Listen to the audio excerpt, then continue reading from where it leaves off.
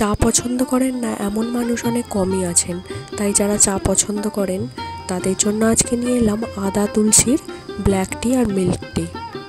আপনারা কিভাবে বানান অবশ্যই কমেন্টের মাধ্যমে শেয়ার করবেন।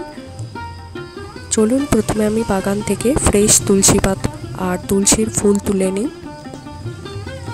যদি ভিডিওটি ভালো লেগে থাকে ছেড়ে যাবার আগে অবশ্যই লাইক, ফ্যামিলি বন্ধুবান্ধবদের সাথে রেসিপিটি শেয়ার করবেন।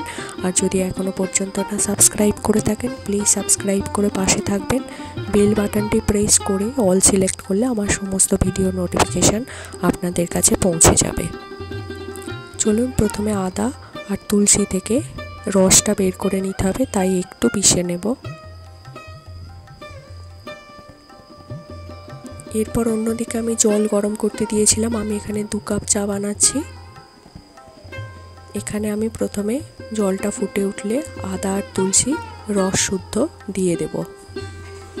এটাকে 1-2 মিনিট ফুটিয়ে নেওয়ার পর চিনি দেওয়ার থাকলে দিয়ে দেবেন।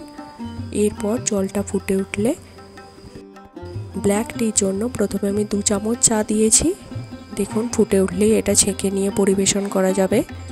আর যদি মিল্ক টি দরকার হয় তাহলে এর মধ্যে আরও কিছুটা চা পাতা অ্যাড করে ফুটে উঠলে পরিমাণ মতো দুধ দিয়ে একবার ফুটিয়ে নিলেই রেডি।